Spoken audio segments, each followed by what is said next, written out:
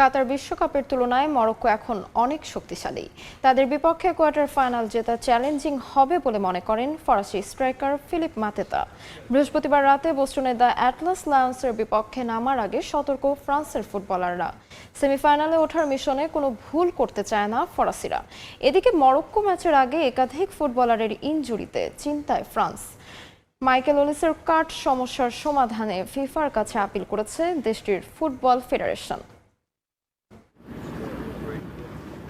বিশ্বকাপের কোয়ার্টার ফাইনালে উত্তাপ ছড়াচ্ছে ফ্রান্স মরক্কো ম্যাচ। আল বাইদ স্টেডিয়ামে 2022 সালের কাতার বিশ্বকাপের সেমিফাইনালেও দেখা হয়েছিল দু দলের। সেবার ফরাসিদের কাছে 2-0 গোলে হেরে বিদায় নিয়েছিল দ্য অ্যাটলাস লায়ন্স। তবে এবার আগেভাগেই দেখা হচ্ছে দু দলের। সময়ের স্রোতে পরিপক্ক আশরাফ হাকিমিদের মরক্কো।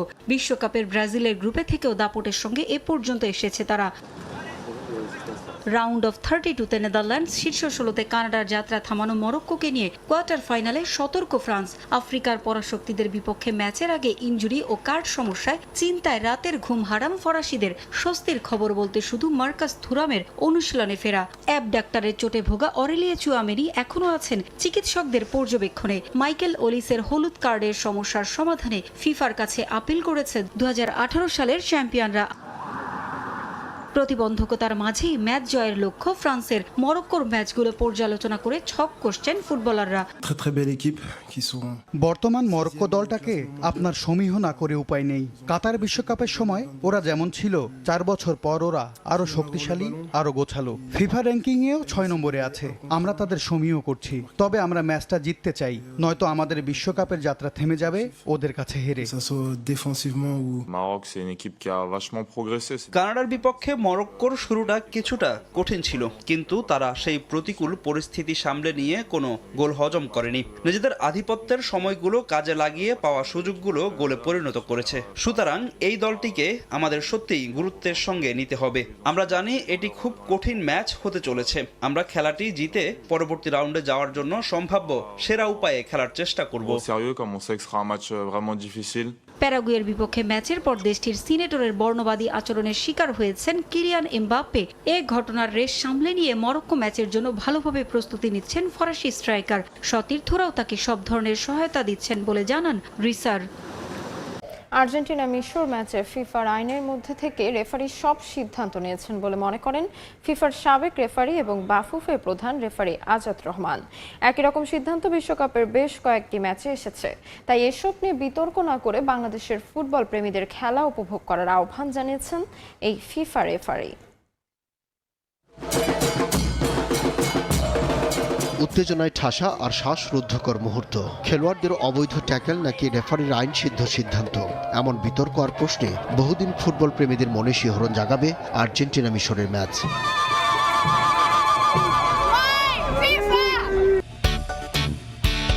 নামকরা ফুটবলার, ভাষ্যকার থেকে শুরু করে সাধারণ মানুষের সমালোচনার কেন্দ্রে রেফারির 2 সিদ্ধান্ত। এমনকি মিশরও তদন্তের দাবি জানিয়েছে। আর্জেন্টিনা বলেই কি মিশরের তৃতীয় গোল বাতিল করা হলো? ডিবক্সের মধ্যে মোহাম্মদ সালাহকে ফাউল, এরপরও কেন আসেনি পেনাল্টির সিদ্ধান্ত?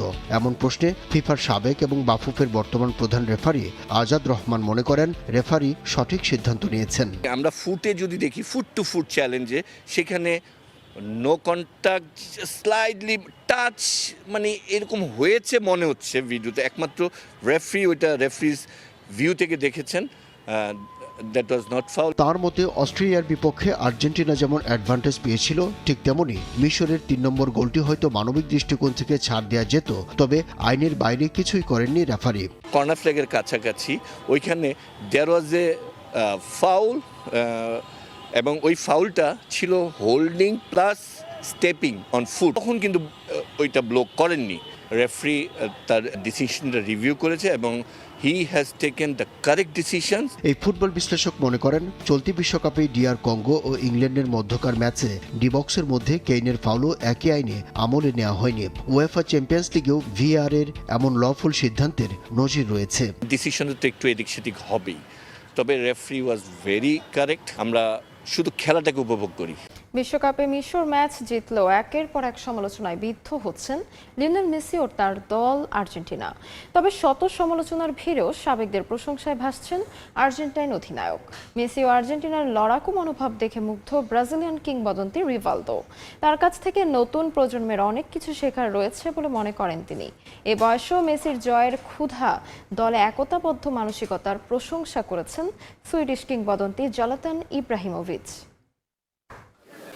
মার্সিডিজ বেঞ্চ অ্যারেনায় মিশরকে হারিয়ে কোয়ার্টার ফাইনাল নিশ্চিতের পর থেকে মিশ্র অভিজ্ঞতার সম্মুখীন হচ্ছেন মেসিরা। কেউ মিশরের পক্ষ নিয়ে আর্জেন্টিনাকে ধুয়ে দিচ্ছেন, কেউ আবার প্রশংসায় ভাসাচ্ছেন। ব্রাজিল ও আর্জেন্টিনা ফুটবল দুনিয়ায় দুই চিরপ্রতিদ্বন্দ্বী হলেও মেসিদের এমন সাফল্যের পর হৃদয় উজাড় করা ভালোবাসায় সিক্ত করেছেন ব্রাজিলের বিশ্বকাপ জয়ী ফুটবলার রিভালদো। মেসি ও আর্জেন্টিনার লড়াকু মনোভাব দেখে মুগ্ধ তিনি। ৩৯ বছর বয়সে নিজের ষষ্ঠ বিশ্বকাপ খেলছে। এখনও আর্জেন্টিনার জার্সির প্রতি তার আবেগ একই রকম রয়েছে। সে উদযাপন করছে, প্রয়োজনে লড়াই করছে। পেনাল্টিতে গোল করতে ব্যর্থ হলে অপরাধ বোধে কাঁদছে, আবার সে আক্ষেপ ঘোচাতে নিজেকে উজাড় করে দিচ্ছে। দলের সবার মাঝে ঐক্যের বন্ধন তার কারণেই শক্ত হয়েছে। সে এক কথায় অসাধারণ। তার মতো ফুটবলার খুঁজে পাওয়া কঠিন। মেসির কাছ থেকে নতুন প্রজন্মের অনেক কিছু শেখার আছে বলে মনে করেন সুইডিশ কিংবদন্তি জলাতান ইব্রাহিমোভিচ। সে আগেই বিশ্বকাপ জিতেছে, বেশ কয়েকবার কোপা আমেরিকা জিতেছে। ক্লাব ফুটবলে তার রেকর্ড ও সাফল্যের ছড়াছড়ি। ব্যালন ডিওর জিতেছে অসংখ্যবার। চাইলেই তার অর্জনের তালিকার কথা বলে সময় পার করে দেয়া যায়, কিন্তু এ বয়সেও সে থামতে চায় না। তার জয়ের ক্ষুধা শেষ হয় না, এটা সত্যিই বিস্ময়ের। তার কাছ থেকে নতুন প্রজন্মের শেখার আছে অনেক কিছু। মেসির মতো ফুটবলার আবার কবে পৃথিবীতে জন্মাবে তা জানা নেই। ফ্রান্সের সাবেক তারকা ফুটবলার থিয়েরি অরির কোয়ার্টার ফাইনালেও মেসি এমন চমক উপহার দেবে বলে আশা তার। এবারে ক্রিকেট। সিরিজ রক্ষার মিশনে জিম্বাবুয়ের মুখোমুখি হবে বাংলাদেশ। 3 ম্যাচ সিরিজের প্রথমটিতে নাহিদ রানার রেকর্ড করা বোলিং, এরপরও ব্যাটিং ব্যর্থতায় হারে টাইগাররা। সে ম্যাচের ভুল সূত্রে ঘুরে দাঁড়াতে মরিয়া মেহেদী হাসান মিরাজের দল। ইনজুরির কারণে ওডিআই সিরিজ থেকে ছিটকে গেছেন লিটন দাস। হারারি স্পোর্টস ক্লাবে ম্যাচটি শুরু হবে বাংলাদেশ সময় দুপুর 1:30টায়। বিশ্বকাপের উন্মাদনার মাঝেই হতাশার জিম্বাবুয়ে সফর কাটছে বাংলাদেশের। একমাত্র টেস্ট 2.5 দিনে হারের পর ওয়ানডে সিরিজের শুরু ব্যর্থতা দিয়ে। অথচ আগের 4 সিরিজে ঘরের মাঠে টাইগারদের শিকারের তালিকায় ছিল অস্ট্রেলিয়া, নিউজিল্যান্ড, পাকিস্তান ও ওয়েস্ট ইন্ডিজের মতো নাম। চিত্রটা বদলে গেল দেশের বাইরে খেলতে নেমেই। আসন্ন বিশ্বকাপের যৌথ আয়োজক জিম্বাবুয়ে, নামিবিয়া ও দক্ষিণ আফ্রিকা। এই কন্ডিশনে নিজেদের পরখ করে নেওয়ার দারুণ সুযোগ এটা, যেখানে বলাররা ধারাবাহিকতা বজায় রাখলেও ব্যাটাররা করেছেন হতাশ। নাহিদ তাসকিনদের কল্যাণে 142 রানের লক্ষ্য পেয়েও শান্ত মুসাদ্দেকরা প্রথম ম্যাচে গুটিয়ে যায় মাত্র 116 রানে। তাতে জিম্বাবুয়ের বিপক্ষে টানা দ্বিতীয় ওয়ানডে সিরিজ হারের শঙ্কাও উকি দিচ্ছে টাইগারদের। এর আগে 2022 সালেও ব্যাট হাতে ব্যর্থ ছিল টাইগাররা। মূলত দেশটির চ্যালেঞ্জিং কন্ডিশন ও উইকেটের বাড়তি বাউন্সের কারণেই হতাশাজনক পারফর্ম করছেন ব্যাটাররা, এমনটাই মনে করেন দলের ব্যাটিং কোচ মোহাম্মদ আশরাফুল। এই জায়গার কন্ডিশনটা টোটালি ডিফারেন্ট। আমাদের দেশে এখন প্রচুর গরম, এখানে কিন্তু ঠান্ডা একটা ওয়েদার, এবং উইকেটটাও যদি দেখেন যে এক্সট্রা একটা বাউন্স, পেস সব কিছুই আছে। অ্যাডজাস্ট করছে, ট্রেনিং ভালো হচ্ছে, হয়তো ম্যাচে এক্সিকিউশনটা ভালো হয়নি। ফার্স্ট ম্যাচটা ভালো শুরু হয়নি, সেকেন্ড ম্যাচ আজকে আমরা টিম হিসাবে প্র্যাকটিস করেছি, তো আশা করবো আমরা ব্যাটসম্যানরা সবাই ঘুরে দাঁড়াবো, চাইবো সবাই বেস্টটা দিয়ে ম্যাচটা উইন করতে। পাশাপাশি বাংলাদেশের তুলনায় হারারের বাউন্ডারির দৈর্ঘ্য প্রায় 10 থেকে 12 মিটার বড়। কোচ আশরাফুলের মতে সেখানকার উইকেটের সঙ্গে নিজেদের মানিয়ে নিতে পারেনি টাইগাররা। তবে নিজ দল নিয়ে পূর্ণ আস্থা তার। বিশ্বাস পরের 2 ম্যাচেই ঘুরে দাঁড়াবেন ব্যাটাররা। জিম্বাবুয়ের এখন যে পেস বোলিং ইউনিটটা আছে খুবই চমৎকার পেস বোলিং ইউনিট। তারা হাইট যেমন এবং তাদের উইকেট থেকে এক্সট্রা একটা বাউন্স তারা পাচ্ছে। আমাদের ব্যাটসম্যানরা হয়তোবা সিরিজ সমতায় আনার ম্যাচে একাদশেও আসতে পারে পরিবর্তন। রিশাদের পরিবর্তে দেখা যেতে পারে তানভীরকে।